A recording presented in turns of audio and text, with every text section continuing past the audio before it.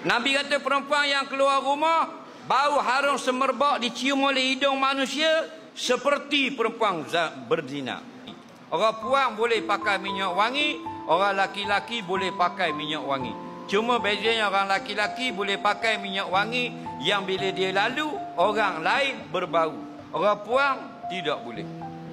Dia pakai untuk dirinya saja, dia lalu orang tidak mendapat bau. Dia hidu tangan dia diri, bau-bau wangi, takat dia lalu, tidak berbau.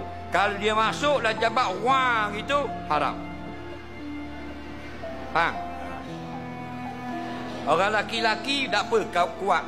Siapa di pagar besi, sini bau dah, boleh. Faham? Orang puan nak pakai bau wangi kuat di rumah. Faham? Suami dia balik kerja, buka pintu dia, wah, sedap dah. Betul tak? Tu baru betul.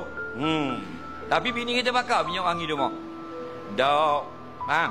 Nak pergi jalan, baru lawa ni, muka ni. 3 lapis, undercoat. Spray clear pula ni. Yang kepak bahan kerung. Macam magak rezek muka. Faham? Atas ni eyeshadow, eyeliner, blusher, lipstick. Sembuh pula kot tekok. Paris Hilton. Faham? Nampak? Polo lah macam-macam. Betul tak? Tiap bawa obat becak. Dah. Nak pergi jalan ni. Sembuh ni. Perang-perang semua dah. Buka pintu jabat tu. Wah, wangi Cik Ani kita. Tengok orang lah. Haram.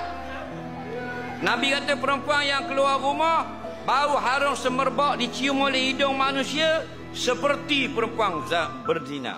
Bukan zina. Mana seperti perempuan jahat perangainya. Bukan dia berzina. Bodohnya perangai. Faham?